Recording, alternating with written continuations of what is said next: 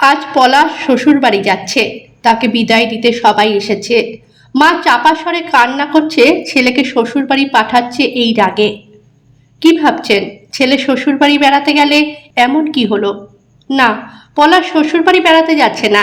মেয়েরা যেভাবে শ্বশুর বাড়ি যায় ঠিক তেমন না, ঘর জামাইও না। আমি নীলা। আমি এতদিন শ্বশুর বাড়ি ছিলাম, মানে পলাশদের বাড়ি। এখন পলাশ ও শ্বশুর বাড়ি যাচ্ছে, মানে আমার বাড়ি। আমরা দুইজনেই মা বাবার একমাত্র সন্তান। আমারও কোনো ভাই বোন নেই, পলাশেরও। আমরা দুইজন প্রায় 7 বছর প্রেম করে এই বিয়ে। আমি বিয়ে করে মা বাবাকে ছেড়ে কখনো যেতে চাইতাম না, একা হয়ে যাবে ওরা। তাই পলাশকে শর্ত দিয়েছিলাম, যদি বিয়ে করতে চাও তাহলে একটা শর্ত, না আসলে দুইটা শর্ত। প্রথম, বিয়ের খরচ দুই পরিবার সমান দিবে, কারণ কেউ বিয়ে করে কাউকে দয়া করছি না যে মা বাবা সারা জীবনের জমানো টাকা একদিনের জন্য শেষ করবে। দুজনেই একই জায়গায় পড়াশোনা করেছি, দুজনেই জব করি, ইনকাম করি, কেউ কম না। দ্বিতীয়, আমরা যেহেতু দুইজনেই একমাত্র সন্তান, আমাদের দায়িত্ব মা বাবাকে দেখা। তাই 6 মাস আমি তোমাদের বাসায় থাকলে 6 মাস তুমি আমাদের বাসায় থাকবে। পলাশ মেনে নিয়েছিল, ভেবেছিল হয়তো আমি পরে ভুলে যাব। না, আমি ভুলিনি। পলাশ এইটা ওদের বাসায় জানায়নি, কিন্তু আমি 6 মাস পর যখন চলে আসতে চাইছি ওকে নিয়ে, বাধ্য হয়ে ওকে বলতে হলো। অনেক ঝামেলার পর আজ পলাশ শ্বশুর বাড়ি যাচ্ছে। পলাশের আপত্তি নেই, কারণ ও তো শ্বশুর বাড়ি গেলেই জামাই আদর পায়। কিন্তু ও জানে না এইবার ওর জীবনের সব হিসাব নিকাশ উল্টো হয়ে যাবে। মা খুব যত্ন করে পলাশকে বারণ করেছে, আশেপাশের মানুষজনকে ডেকে চা নাস্তা খাইয়েছে। খুব মজা হয়েছে। আমি আসাতে আমার কাজিনরা এসে খুব মজা করেছে। পলাশও ভীষণ খুশি। দুজনেই চাকরিতে চলে যাই, ওর সাথে ঘুরতে যাই। মা বাবাও আমি আবার বাসায় আসাতে যেন বাসায় প্রাণ এলো। কিন্তু মাসখানিক পার হতে হতে মলিন হতে থাকে পলাশ। পলাশ খেয়াল করে আমি চেঞ্জ হচ্ছি। পলাশ যেহেতু শ্বশুর বাড়ি এসেছে, কিছু তো করতে হবে ঘরের কাজ। বাবা অসুস্থ হওয়ায় পলাশকে যেতে হলো বাজারে। পলাশের ডিউটি হয়ে গেল বাজার করা। প্রায় তাড়াতাড়ি ঘুম থেকে তুলে দেয় মা, ওকে ডাক দিয়ে বাজার করে দেওয়ার জন্য। ও বিরক্ত হয়, কিন্তু করতে তো হয়। আমাকে বলতে আসে, প্রতিদিন সকাল সকাল উঠতে হয় তোমাদের বাসায়। আমি বলি, তো কি হয়েছে, এইটা তোমার কাজ। কেন, আমি উঠতাম না তোমাদের বাসায় সকাল সকাল নাস্তা বানানোর জন্য? কই, আমি তো কোনোদিন বলিনি। পলাশ কিছু বলে না। একদিন ওর ভালো লাগছিল না, তাই দেরি করে উঠে বাজারে যাওয়ায় মাছ ভালো পায়নি। এই নিয়ে মা ওকে কিছু না বললেও রান্নাঘরে গিয়ে নিজে নিজে গজগজ করে। পলাশের খুব মেজাজ খারাপ হয়। আমি দেখেও না দেখার ভান করি। আমাকে তো ওর মা সামনাসামনি অনেক কথা শোনাতো ঘুম থেকে উঠতে দেরি হলে। পলাশ তো কোনোদিন বলতো না, মা আজ ওর শরীর ভালো ছিল না। এইভাবে বলো না। পলাশ ডাকছে, নীলা আমার শার্ট কোথায়? কিসের শার্ট? আমি কি জানি, ওখানে তো আছে সব। আছে, একটাও আয়রন করা নেই। তো দোকানে দিয়ে আসনি কেন? আমার দোষ? করে নাও নিজে পারলে, আমারটাও করে নাও। পলাশ চুপ করে দাঁড়িয়ে আছে। কি হলো? আমি এই সব কখনো করেছি? মা করে দিত, দোকানে দিতে ভুলে গেলে। আমিও তো কখনো করিনি, কিন্তু তুমি আর তোমার মা তো সেদিন বলেছিলে এই সামান্য কাজটাও আমার মা আমায় শেখায় নাই। আমি শিখে নিয়েছিলাম নিজে নিজে, তুমিও শিখে নাও।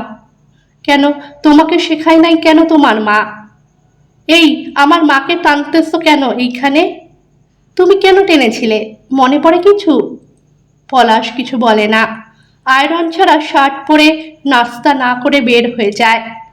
পাশের বাসার আন্টি এসেছিল। পলাশ ল্যাপটপে অফিসের ইম্পর্টেন্ট কাজ করছিল।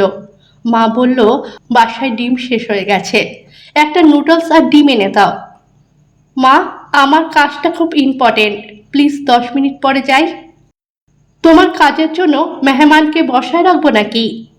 নীলার মা এমনভাবে বলল, পলাশের রাগ লাগলেও উঠে যেতে হলো, কারণ এইটা ওর মা না। চাইলেও ঝাড়ি দিতে পারছে না, কিংবা সেই আপন ভাবটা পাচ্ছে না। এইটার শাশুড়ি মা। পলাশ দেখলো সবাই নাস্তা করার পরও ও ওকে কেউ ডাকছে না, তাই ও নিচে গিয়েই নুডলস বাটিতে নিয়ে খেয়ে নিল। চাটা একদম ঠান্ডা। নীলা তখনও বাসায় আসেনি অফিস থেকে। শাশুড়ি গল্পে মজে আছেন। পলাশ নিচে গিয়ে চা গরম করতে গেল, কিন্তু ঢালতে গিয়ে হাতে লাগলো চা। এতে করে হাতের কাপটা হাত থেকে পড়ে গেল। খুব জোরে আওয়াজ হলো। নীলার মা দৌড়ে এলো। কি হলো? কি ভাঙছে? মা, চা গরম করতে গিয়ে হাতে লেগে পড়ে গেছে। মা খুব বিরক্তি এনে মুখে বলল, যা জানো না তা করতে কে বলেছে? এত গরম চা খেতে চাইলে গরম থাকতে খাওনি কেন? গেল সেটের কাপ। আমার খুব লাগলো কথাগুলো। এখন আমাদের বাসায় হলে মা আগে এসে আমার হাত দেখতো, তারপর কাপ। কিন্তু খুব জ্বলছে হাত। নীলার মার সেদিকে খেয়াল নেই। বাথরুমে গিয়ে পানি দিলাম, এতে আরো জ্বলে উঠল। খুব কান্না আসতে চাইছে হঠাৎ। মায়ের কথা মনে পড়ছে। মাকে ফোন দিলাম। মা, কেমন আছো? ভালো। তুই কেমন আছিস বাবা? ঘর খালি খালি লাগছে, তুই নাই তাই। আমার ভালো লাগছে না মা, তোমার কথা খুব মনে পড়ছে।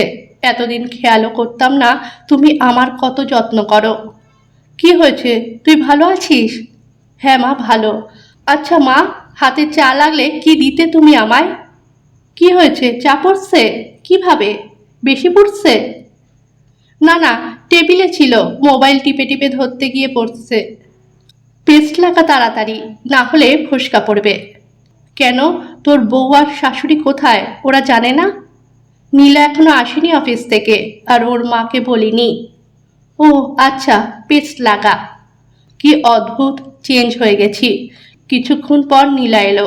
ওর মাকে কাপ নিয়ে প্যান প্যান করতে দেখে ওর রুমে এসে বলল, এই তোমার নাকি হাতে চা পড়েছে? কোথায় দেখি, লাগিয়েছো কিছু? ওয়েট, আমি বার্নার ক্রিম আনছি। এতক্ষণের মন খারাপ নীলার এই চিন্তা দেখে দূর হলো। আসলে ও তো আপন শুধু এইখানে, ওকে ভালোবেসে তো এসেছি এইখানে। কিছুদিন পর নীলার কাজিনের বিয়ে। নীলা তা নিয়ে খুব এক্সাইটেড। সবাই মিলে গেলাম বিয়েতে। আমাদের বাসার সবাইকেও আসতে বলছে। আমার মা বাবাকে দেখে সত্যি কি যে ভালো লাগলো। নীলা পার্লার থেকে সেজে মা বাবাকে একটা নমস্কার করে চলে গেল কাজিনদের সাথে। আমি বসে রইলাম একা। কি আর করব, তেমন কাউকে চিনি না। নিজের ঘরের বিয়ে হতো, খুব মজা করতাম। কিছুক্ষণ পর নীলা এসে ছবি তোলার জন্য নিয়ে গেল। ছবি তোলার পর ও আবার উদাও। একসাথে খাবো তাও না, সে তার ফ্রেন্ডদের সাথে খাবে। আমি মায়ের সাথে টুকটাক কথা বলছি। মা বলল, কবে আসবি বাবা, ভালো লাগে না। আমি দীর্ঘশ্বাস ফেলি। আমারও যে শ্বশুরবাড়ির শখ মিটে গেছে। আমি বলি, আর কয়েকটা মাস। মায়ের চেহারাটা দেখে কলিজা ছিঁড়ে যাচ্ছে। হঠাৎ মনে হলো, আসলে মেয়েরা মা বাবা ছেড়ে যায় তাদের কত কষ্ট লাগে। এত বছরে আদরের মা বাবা ছেড়ে আসতে। নীলা আমার সাথে খেলো না, কাজিনদের সাথে খেলো। মা বাবা চলে যায়। আমি নীলাকে ডাকতে গেলে নীলা খুব রুডলি বলল, আমি যাব না, তুমি মা বাবার সাথে চলে যাও। খুব খারাপ লাগলো সবার সামনে এইভাবে বলেছে। তাও বললাম, আমিও থাকবো। তুমি কি করবে এইখানে মেয়েদের মাঝে? যাও, কাল অফিস আছে না? তোমার নেই? আমি ছুটি নিয়েছি। বললে তো আমিও নিতাম। নীলা পাত্তাও দিল না, চলে গেল অন্যদিকে।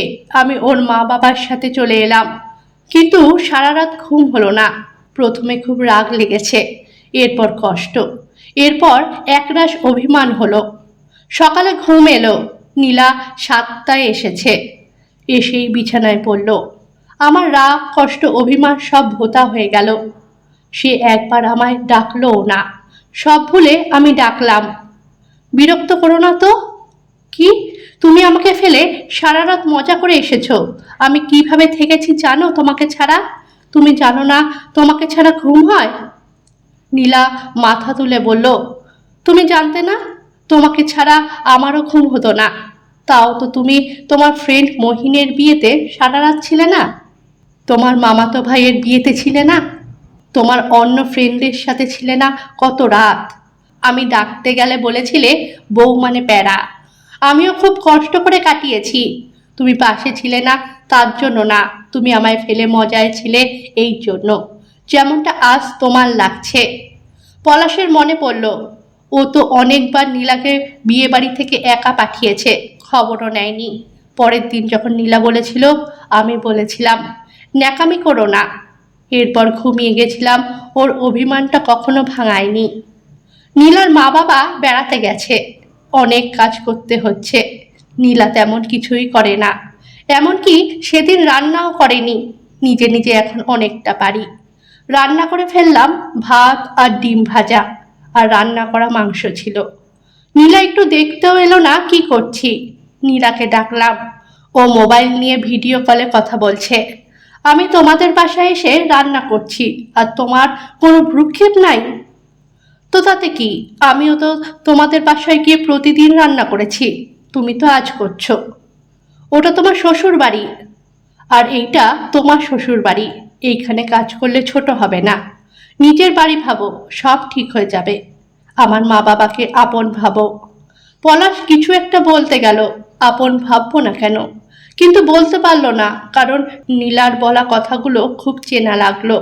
পলাশ বলেছিল নীলাকে। নীলাকে বললাম, আমি ভাত রাঁধছি, তুমি টেবিলটা গুছিয়ে রাখো। নীলা সেটাও করলো না। নীলা, এই সামান্য কাজটা করতে পারলে না? সামান্য কাজ হলে তুমি করনি কেন?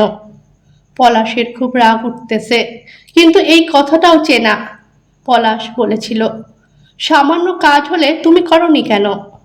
আসলেই গেস্ট আসলে ওরা যখন রান্না বান্না সব কাজ একা হাতে করে, সামান্য সামান্য কাজ টেবিলে গুছিয়ে দেওয়া, থালা বাসন নামানো, টুকটাক সাহায্য করলে কতটা ভালো লাগে। নীলার মা বাবা আসার পরে নীলাকে বললাম, চলো আজ বাসা থেকে ঘুরে আসি, রাতে চলে আসবো। আচ্ছা, মা বাবার থেকে পারমিশন নিয়ে আসো। কেন? আমি আমার বাবা মায়ের কাছে যেতে ওদের পারমিশন কেন লাগবে? কেন কি আবার? নিতে বলছি নিবা। মানে? তো আমাকে কেন নিতে হতো তোমার মা বাবার থেকে পারমিশন আমার বাপের বাড়ি আসতে, সবার কাছে গিয়ে গিয়ে? তার উপর কত কথা, যেন আমি কেনা গোলাম। কিছু না বলে মা বাবার রুমে গেল। আমি আর নীলা একটু আমাদের বাসায় যাচ্ছি। বাবা ভ্রু কুঁচকে বলল, এত যাবার কি আছে ওখানে? ওই দিন না বিয়ে বাড়িতে দেখা হলো? খুব গা জ্বালা করছে এমন কথা শুনে। আজব তো, আমাকে ওরা এত বছর মানুষ করছে, আর এখন নাকি তাদের কাছে যেতে ওদের পারমিশন লাগবে। নীলার কাছে গিয়ে বললাম, তোমার বাবা এইভাবে কথা বলে কেন? কিভাবে? ওখানে যাওয়ার কি আছে? ওই দিন তো দেখা হলো। শ্বশুরে এমন একটু বলতেই পারে, মেনে নাও। নীলা, কি মনে পড়ছে না কিছু? সেম এই কথাগুলো আগেও তো হয়েছে, যখন আমি তোমাকে আসতে বলতাম বাসায়। মনে পড়ছে। আই এম সরি, কিন্তু এখন চলো। তুমি একলা যাও, আমি একটু তুহিনদের সাথে বিচে যাব। এইবার অসহ্য লাগছে, একাই বের হয়ে গেলাম। বাসার কাছাকাছি যেতেই সবাইকে দেখে কি যে খুশি লাগছে, কেমন যেন সব আপন আপন। বাসায় যেতেই মা কিভাবে বুকে টেনে নিল। আমিও ছোট বাচ্চার মতন চুপ করে আছি। মা কি যে করছে, খাওয়া দাওয়া, কত কথা। কিরে, তোর বউ এলো না কেন? ও নাকি ঘুরতে যাবে। এত কিছুর পরও নীলার নামে খারাপ কিছু বলতে ইচ্ছে করছে না, মনে হচ্ছে বললে নিজের গায়েই পড়ছে। তারপরও মনে হচ্ছে নীলা এলে আরো ভালো হতো। মাকে ওদের বাসায় কি হয় কিছুই বললাম না। শ্বশুরের আনা ঘড়িটা দেখালাম, মা খুশি হলো।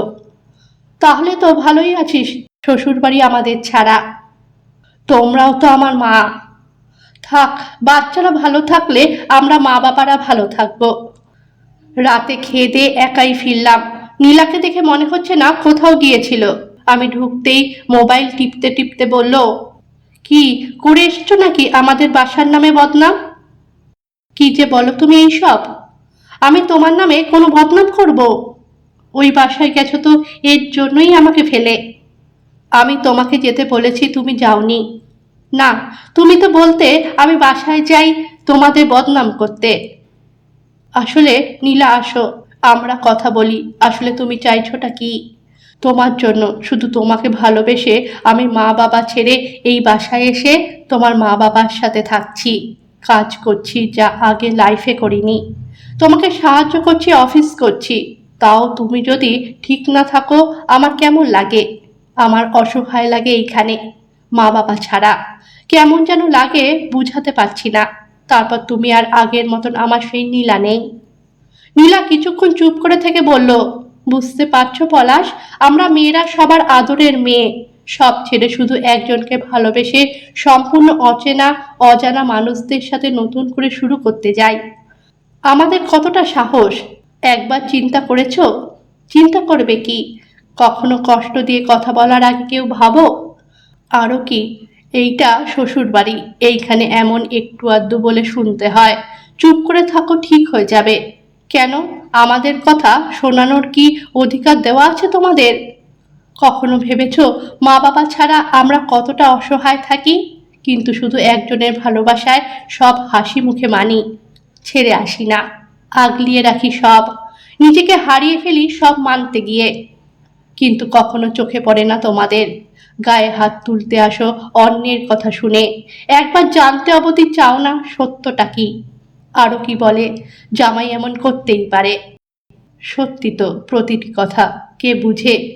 আমি নীলার কাছে গিয়ে বললাম, আমি সত্যিই দুঃখিত, তোমাকে বুঝিনি, কিন্তু ভালোবাসি তো ভীষণ। আমি কি ভালোবাসি না? তাও দেখো তুমি এইখানে কেমন হয়ে গেছো, শুধু আমার অবহেলায়। তোমার বাসায় থাকলে কিন্তু এই ব্যাপারটা কোনো দিন বুঝতে না, কোনো ছেলেই বোঝে না। সব ছেলেদের শ্বশুরবাড়ি আসলেই পাঠানো দরকার, তারপর তারা বুঝতে পারতো একা সংসার হয় না, কিছু সাহায্য করলে মান সম্মান কমে না, সংসারটা সুন্দর হয়। এখন থেকে দুজনে মিলেই সব করব। এসো প্লিজ, এখন একটু জড়িয়ে ধরো। কিছুদিন পর এক শুক্রবার ঘর মুছতে লাগলো নীলা। হঠাৎ পা পিছলে পড়ে পায়ে ব্যথা পেল নীলা। তখন ওকে সোফায় বসিয়ে নিজেই মুছতে লাগলাম। দরজা খোলা থাকায় আমার মা বাবা ঘরে চলে এলো। এসে আমাকে ঘর মুছতে দেখে চিৎকার করে উঠল, তুই এইখানে ঘর মুছতেছিস? আর তোর বউ সোফায় বসে টিভি দেখে? মা, ও মুছতে ছিল কিন্তু পায়ে ব্যথা পেয়েছে, তাই আমি মুছে দিচ্ছি। কি হয়েছে তো? কি হয়েছে? ছেলেকে পড়ালেখা শেখায়, এত আদর যত্নে বড় করলাম, শ্বশুর বাড়ি এসে ঘর মুছতেছিস? মা, নীলাও তো প্রতিদিন ঘর মুছতো আমাদের বাসায়। ও তো শিক্ষিত মেয়ে, ঘরের কাজ করলে যদি আমি ছোট হই, নীলাকেও তো আমরা ছোট করেছি। ও তো মেয়ে, শ্বশুর বাড়ি গিয়ে কাজ করবে না? বসে বসে খাওয়াবো নাকি? আমিও শ্বশুর বাড়ি আছি। লাগবে না এমন শ্বশুর বাড়ি, চল বাসায় এখন। তখন নীলার মা এসে বলল, ছেলে মেয়ের সংসারে ছেলের মায়ের কথা না বলাই ভালো, ওদের সংসার ওরা বুঝবে ভালো। কি বললেন আপনি? আমার ছেলের ব্যাপারে আমি কথা বলবো না, আপনি বলবেন? আমার বাসায় যখন আছে আমাদের দায়িত্ব, আপনি কেন কথা বলবেন? আমার ছেলেকে পড়ালেখা শেখায়, এইখানে আমি কাজ করতে পাঠিয়েছি? আমরা কি মেয়েকে পড়াশোনা শেখাইনি? ছেলে আর মেয়েদের বই কি আলাদা হয়?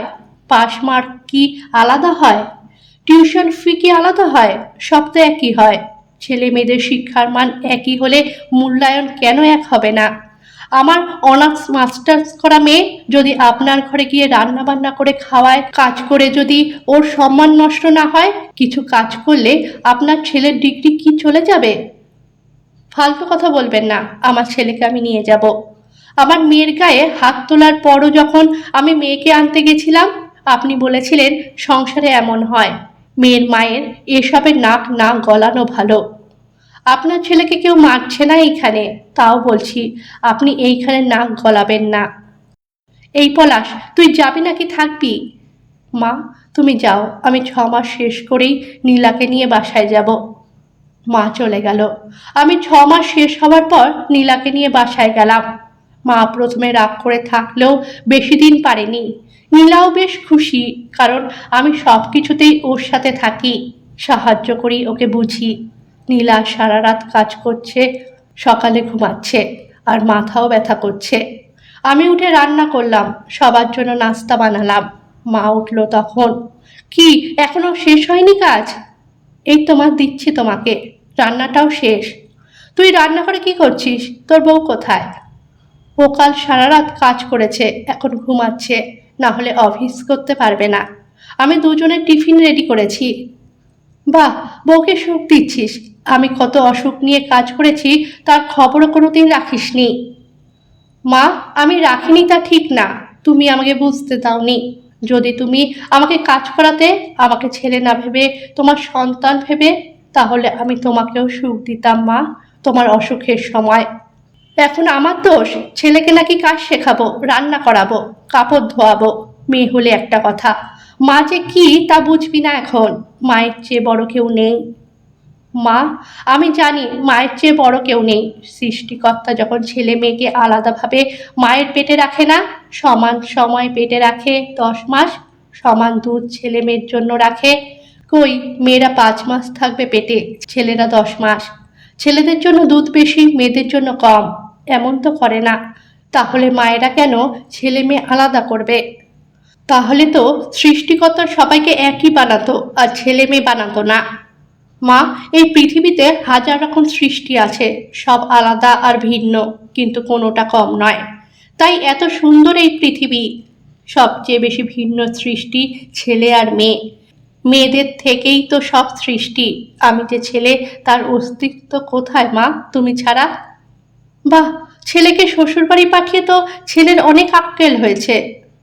হুম, আমার মতে তো সব ছেলেদেরই অন্তত 6 মাস শ্বশুরবাড়ি করানো উচিত, যাতে মেয়েরা কতটা শক্তিশালী আর সাহসী তা বুঝতে পারবে।